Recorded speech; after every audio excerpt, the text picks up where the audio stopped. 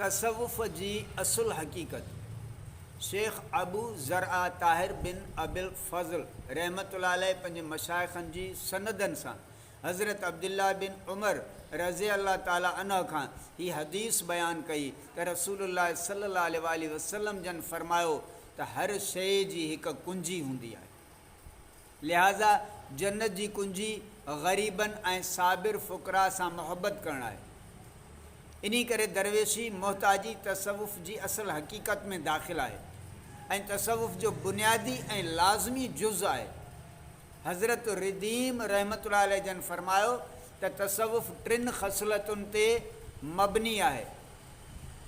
पहिरियों दरवेशी अख़्तियार करणु, नंबर ॿियों सखावत ऐं ईसार करणु, नंबर टियों मज़ाहिमत ऐं पसंदि खे तर्क करणु।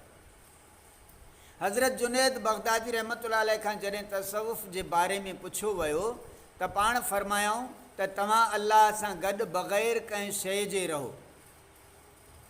हज़रत मारूफ़ करख़ी रहमतुल्लाह अलैह जन फ़रमायो त हक़ीक़त खे अख़्तियार करणु ऐं दुनियावी शयुनि खां परे रहणु तसव्वुफ़ आहे।